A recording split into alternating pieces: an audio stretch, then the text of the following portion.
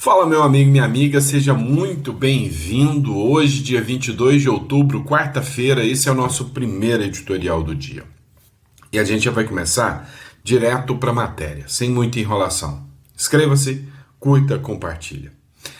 Este caso aqui é emblemático e ele retrata, de certa forma, a democracia brasileira. Não tem nada a ver. Eu estou falando do Nicolas Sarkozy, ex-presidente de direita da França, que agora começa a cumprir sua pena de 5 anos, porque supostamente teria feito um acordo com, uma figura muito conhecida, inclusive do presidente brasileiro, lá na Líbia. Vamos dar uma olhada, em tudo que está acontecendo para a gente poder fazer esse parâmetro. Primeiro, vamos analisar essa matéria do Globo. Continuarei a denunciar o escândalo judicial. Preste atenção, escândalo judicial, perseguição pública a um candidato de direita. Você viu isso nos últimos anos? Você viu isso acontecer lá nos Estados Unidos, com o atual presidente Donald Trump, enquanto ele estava fora da presidência? Você viu isso acontecer aqui dentro do Brasil? Você vê isso acontecer em países vizinhos? Sim, e muito, e muito. A regra ela é muito simples. Os presidentes de direita que deixam o poder, quando eles saem, eles são perseguidos, são alvos, E é isso que a Carla Bruni, modelo, atriz e esposa do Sarkozy, disse que vai denunciar o escândalo judicial de uma prisão ilegal. Agora, a grande questão é, a partir do momento que ela faz uma denúncia como essa, ela é uma traidora da pátria? Ou cabe a qualquer cidadão fazer denúncias por abusos e autoritarismo de governos? Isso chama muita atenção para o retrato que nós estamos vendo aqui no Brasil. O ex-presidente francês foi preso. A esposa do ex-presidente da França, o Nicolas Sarkozy, que é a Carla Bruni, cantora, modelo, atriz, fez uma postagem em seu perfil no Instagram, após a ida do marido para a prisão parisiense de La Santé, para cumprir pena de 5 anos por manobras para financiar ilegalmente sua campanha eleitoral de 2007, supostamente com o dinheiro do governo líbio. A imagem traz um texto comentando a decisão que ela chama de escândalo judicial. Olha só, o Muammar Gaddafi era o ditador da Líbia. Abertamente existem denúncias claras e inequívocas de financiamento do Muammar Gaddafi por vários presidentes de esquerda. Inclusive, teve um presidente, você joga no Google aí, espada de ouro branco, cravejada de diamantes, dada ao presidente, 3 pontinhos. Eu não vou falar quem é, tá? Aí você pesquisa, tá bom? E aí você vai entender que isso aconteceu muito. Só que no caso do Sarkozy, não existia, não se demonstrou qualquer situação que mostre que teve qualquer beneficiamento ali. O que eles falaram do Sarkozy é o seguinte, olha, o Sarkozy receberia dinheiro do Muammar Gaddafi, porque o Gaddafi, ele estava isolado do mundo. Então, o Sarkozy, que era considerado um estadista muito renomado, traria para que ele pudesse voltar a fazer parte de ações na ONU para limpar a sua imagem. Ok, ele foi condenado, nada de dinheiro foi repassado, nenhuma negociação foi feita, mas supostamente assessores do Sarkozy teriam encontrado assessores do Muammar Gaddafi e, para tanto, eles teriam combinado, não desistiram de fazer, mas teriam combinado, de que o Sarkozy ajudaria o Gaddafi, em troca o Gaddafi daria dinheiro para o Sarkozy. O dinheiro nunca chegou. O Gaddafi nunca teve qualquer vantagem do Sarkozy na ONU. Mas agora, que acontece? Uma condenação a 5 anos, porque a França está simplesmente decaindo a esquerda está implodindo, a Marine Le Pen, entre outros, estão ganhando força, e o Sarkozy era um nome fortíssimo para dar apoio para a direita, para a França. Então, assim, nós temos um ex-presidente que, por causa de supostas reuniões, é condenado. A primeira-dama, ex-primeira-dama, está denunciando o ativismo judicial e o autoritarismo judicial da esquerda para apoiar o Macron, que é amigo muito bem, vocês sabem de quem, e aí vocês começam a ver o contexto da história. Por que eu usei esse caso do Sarkozy para mostrar para vocês que tem um modus operandi, uma forma de agir? Aqui no Brasil, está sendo feita uma denúncia gravíssima, duas denúncias gravíssimas. Uma denúncia da defesa do Felipe Martins contra a Polícia Federal e a Justiça Brasileira.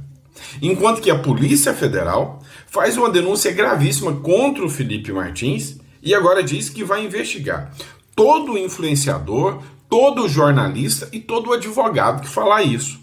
Que democracia é essa? Vamos lá. O Felipe Martins, como vocês sabem, ex-assessor do Bolsonaro, ele simplesmente foi preso injustamente porque diziam que ele tentou fugir do Brasil. E aí colocaram uma prova que o governo norte-americano falou que essa prova é fraudada. O ministro Alexandre de Moraes pediu que a Polícia Federal justificasse, né, por que uma prova fraudada foi juntada aos autos. A Polícia Federal falou que foi o próprio Felipe Martins que fraudou essa prova. Talvez para ele mesmo se prender, né? Não faz o menor sentido, é ilógico. E agora, quem fala sobre isso vai ser investigado. Você tem noção do tamanho, né, do problema que o Brasil está se tornando? E aí, para deixar a coisa mais interessante, há investigações, há juízes lá nos Estados Unidos que miram o juiz brasileiro, que é o Alexandre de Moraes. Olha o que a Ana Paula Henkel falou nesse vídeo aqui. Ninguém, além dos advogados do Felipe Martins, é claro, eu acho que ninguém está tão por dentro disso tudo quanto a Ana Paula Henkel. Então jogo para a Ana, para ela dar as informações que ela pode dar, né? Que é óbvio que há informações que continuam sob sigilo, Ana. Lacombe, obrigada por esse lembrete, né? As informações que eu posso dar, até porque nós temos que trabalhar com paciência, como Consta disse, com calma. Aqui nos Estados Unidos, não adianta, não tem atropelo, não tem caneta autoritária, eu quero amanhã, eu quero semana que vem, não existe nada disso aqui. Se alguém errou, se houve, como sugere o editorial do Wall Street Journal hoje, perguntando se o Brasil entrou no sistema de imigração, se o Brasil penetrou no sistema de imigração dos Estados Unidos. Essa é a pergunta do título do Wall Street Journal. E aí eu gostaria de... Só para contextualizar vocês, o CBP americano, que é o Centro de Controle, né, de Alfândega, confirmou que o documento é fraudado. A Polícia Federal fala que foi o próprio Felipe Martins que poderia ter fraudado essa documentação, ou o próprio governo Bolsonaro poderia ter causado essa fraude. O porquê não se sabe, né? Para embaraçar o processo, segundo a Polícia Federal.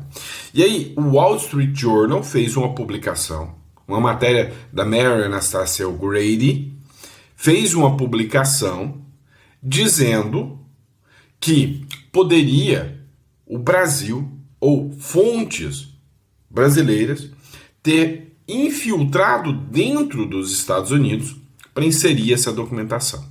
Tá? Continua. Ler rapidamente aqui para a nossa audiência, Lacombe, porque é uma matéria muito importante. Eu sei que a Mary Anastasia O'Grady, ela também tem acesso a alguns documentos que eu tive acesso. Nem tudo pode ser publicado, porque hoje prejudicaria o Felipe Martins. Então eu vou ler umas partes, porque são partes muito pertinentes e que nós precisamos escolher as palavras, porque, repito, o único interessado, e nós precisamos proteger o único interessado dessa história, é o Felipe G. Martins, mais ninguém. Não tem ego, não tem narrativa, não tem eu estou certo. Tudo que nós precisamos fazer e que eu tenho feito há 20 meses é proteger o nome Felipe Martins e tentar encontrar a justiça, porque ela vai aparecer. Então, uma parte do editorial diz o seguinte: alguém do CBP ou do Departamento de Segurança Interna dos Estados Unidos, que supervisiona a agência, merece crédito extra por expor essa farsa. O CBP diz que a investigação continua, e isso é bom porque o trabalho não está concluído. O caso tem todas as características de penetração estrangeira dentro do CBP. Mas o público não saberá.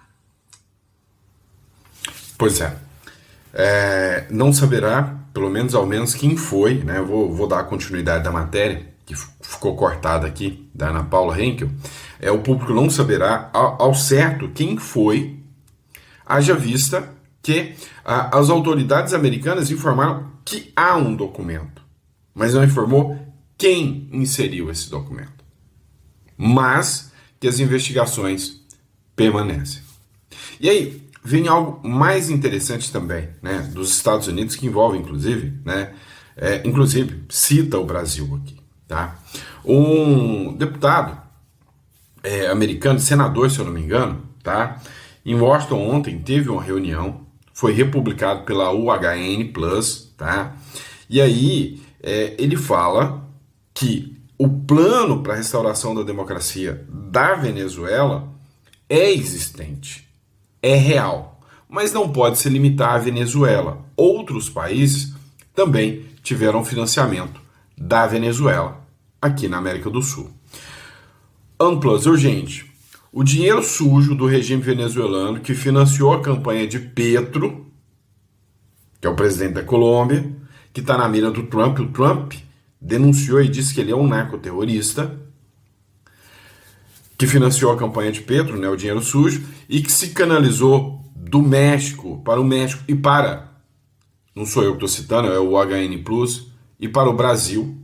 Então ele cita que o dinheiro sujo da Venezuela financiou a campanha de Petro, foi canalizada para o México, Brasil, foi denunciado agora pelo Marshall Billingsley, acho que é assim que fala, diante do Senado dos Estados Unidos, sinalando a Venezuela como a origem da expansão socialista e de esquerda na região. Vocês entendem, né, que eu já havia dito para vocês que o envio dos soldados por parte do Donald Trump não era para derrubar o Maduro. O Donald Trump, ele quer cortar o financiamento da esquerda. E o argumento que o senador utilizou é que o financiamento da esquerda vem do crime organizado. O financiamento da esquerda latino-americana. E você viu que o país foi citado aqui. Quando se restaurar a democracia na Venezuela, seca-se essa plata, né? Ou seja, seca o dinheiro que sustenta campanhas socialistas e regimes como o cubano e o nicaragüense, adverteu o subsecretário do Tesouro americano diante do Senado americano.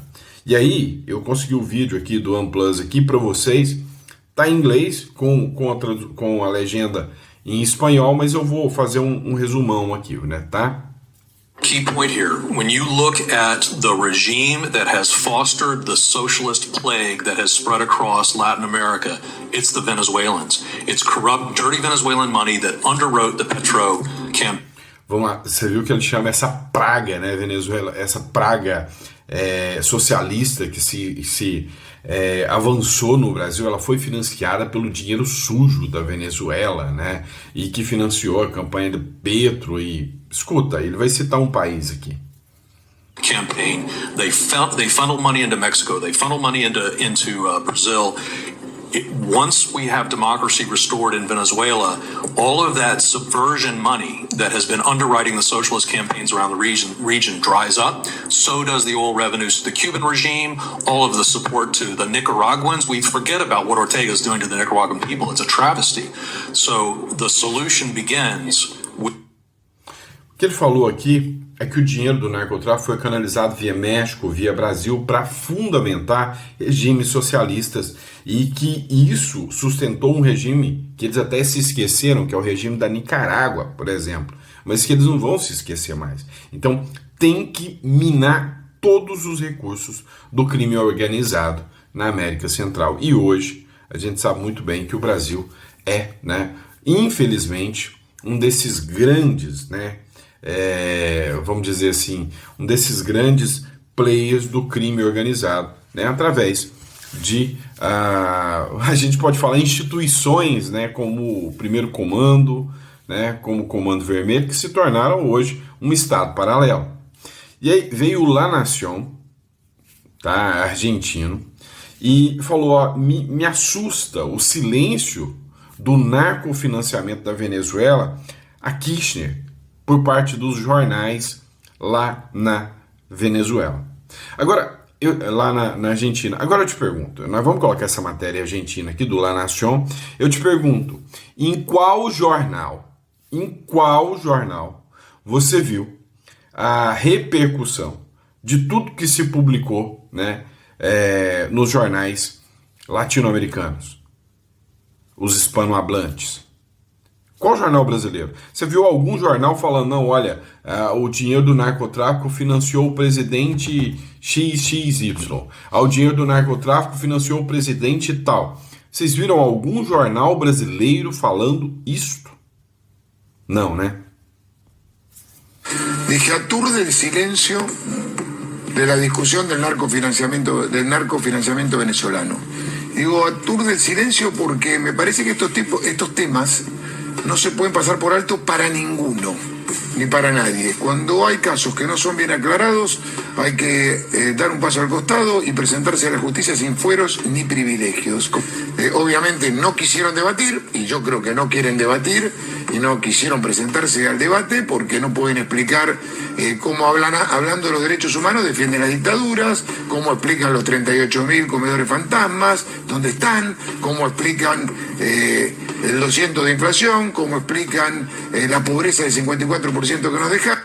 Olha, ele falou que ele fica assustado quando ele percebe que eles não querem debater, querem discutir o narcofinanciamento, como eles podem defender os direitos humanos e passar pano para a ditadura, como é que eles suportam, como que eles aguentam, ver que o povo está passando fome, a inflação está galopante, mas mesmo assim eles não discutem a raiz do problema, que é o narcofinanciamento para a esquerda. Cómo explican la intermediación de los planes que nos dejaron, donde se llenaban de la plata del bolsillo los que intermediaban, los gerentes de la pobreza. No pueden explicar ninguna de estas cosas, por eso no han querido debatir, entre otras cosas por este tema tampoco. Tá vendo?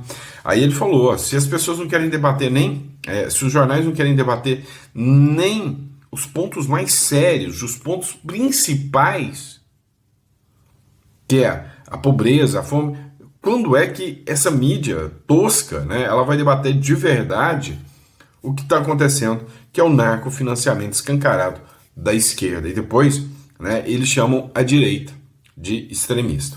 Agora, veja, essa publicação aqui não é de agora.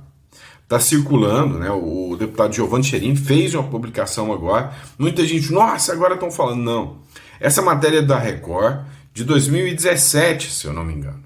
Inclusive, foi alvo de ação na justiça, perdeu e a Record ficou impedida de veicular essa matéria. Olha a matéria que foi veiculada aqui pelo deputado Giovanni Cherin.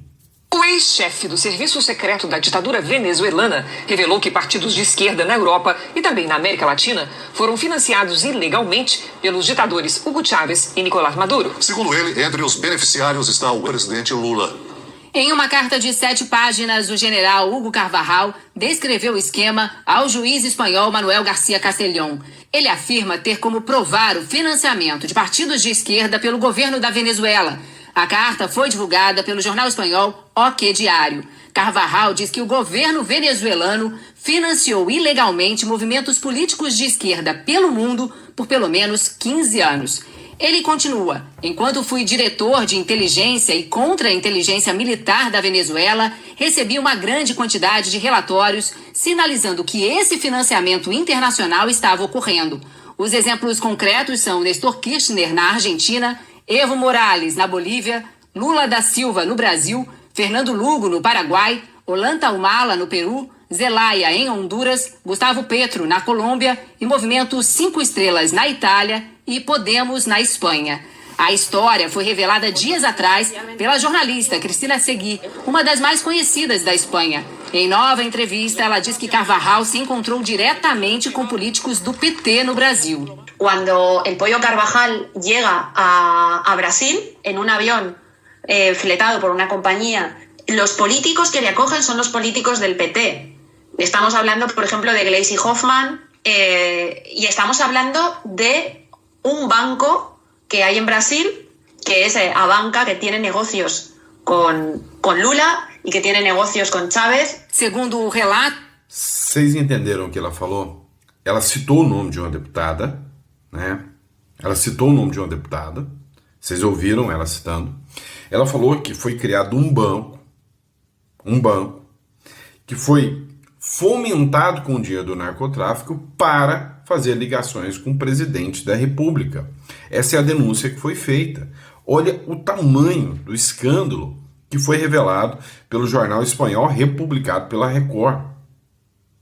E aí tem gente que fala que extremista é a direita. Ok, né? Como eles vão passar pano para isso aqui? E aí, quando você questiona, né, os benefícios, nossa, os bancos têm lucros recordes durante os governos do PT, e aí muita gente não sabe o porquê, né? Simples, os bancos financiam, né, campanhas por aí, né? A gente viu donos de bancos falando, olha, pela democracia faço o Ali, né? Vocês viram isso. Então, o jogo começa a ser exposto cada vez mais. Do general, o transporte de dinheiro seria feito por malas diplomáticas, um sistema oficial de correspondência entre governos e corpos diplomáticos. Malas oficiais, tá? Como é que funcionava?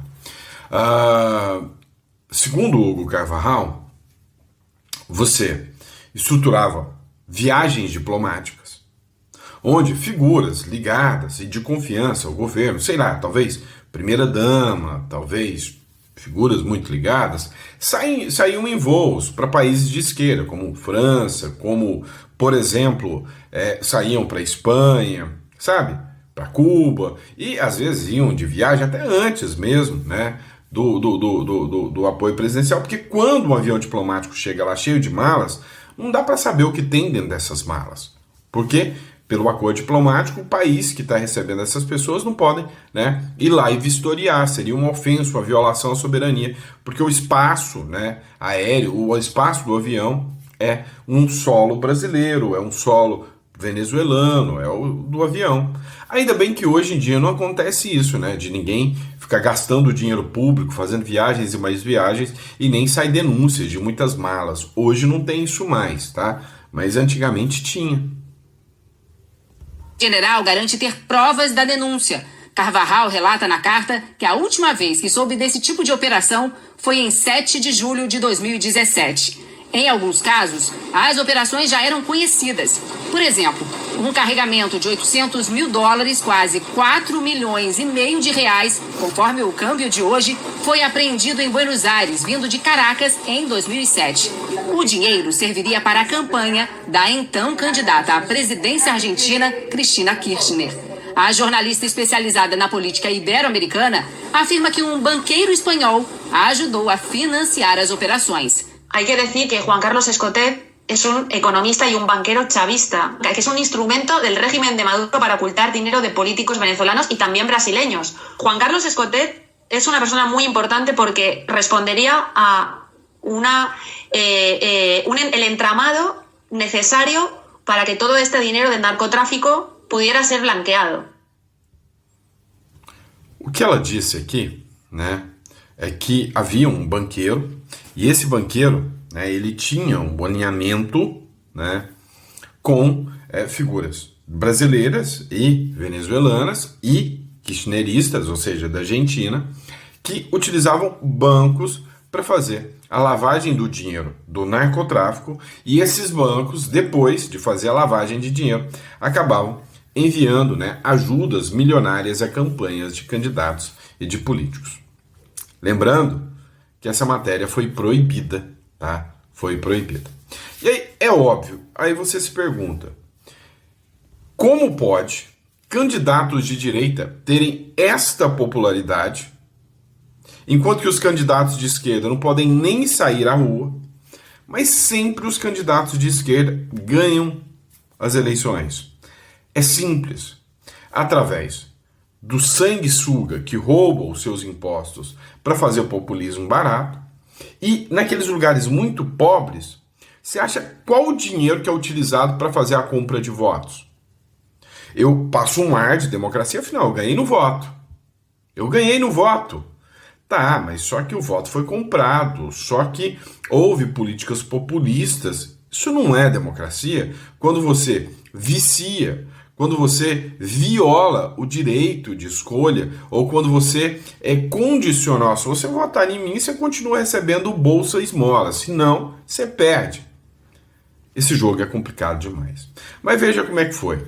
O Milei foi recebido doido pra caramba, pulou no meio do público, olha a multidão, parece que não sabe o que aconteceu com o Trump, com o Bolsonaro, né? Parece que não sabe o que acontece com políticos de direita quando vão para o meio da multidão. Nem todo mundo que está ali é apoiador. Tem gente que ali quer fazer coisa ruim. Olha só o Milei fazendo aqui, doideira aqui. Olha a quantidade de gente. Demorou 35 minutos em chegar ao cenário.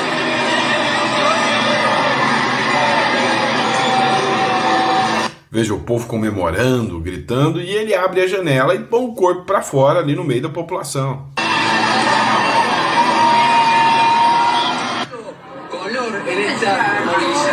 Havia tanta gente que se bajou, foi caminhando. Tinha tanta gente que o carro não dava para andar, ele desceu e foi caminhando no meio do povo, levou 35 minutos para andar um quarteirão. Olha lá, ele no meio do povo.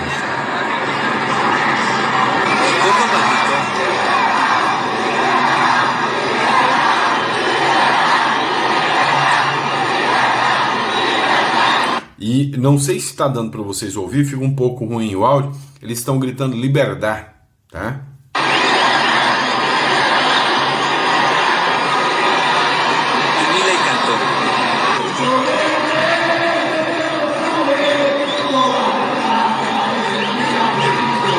E aí o Milei cantou. Isso aqui são os momentos finais, né, da campanha para as legislativas que vai acontecer agora, né, da qual o Donald Trump já anunciou que vai dar um suporte, uma ajuda para o Milei financeira aí, né?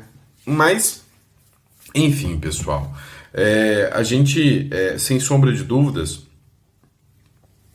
quando observa tudo isso que acontece, né, a sujeira, né, que vem desse submundo político, a gente fica até um tanto quanto assustado, né? Assustado com tudo isso, tá bom? E é isso, pessoal. Espero que vocês tenham gostado do nosso editorial. Sempre um prazer e uma honra estar aqui com vocês.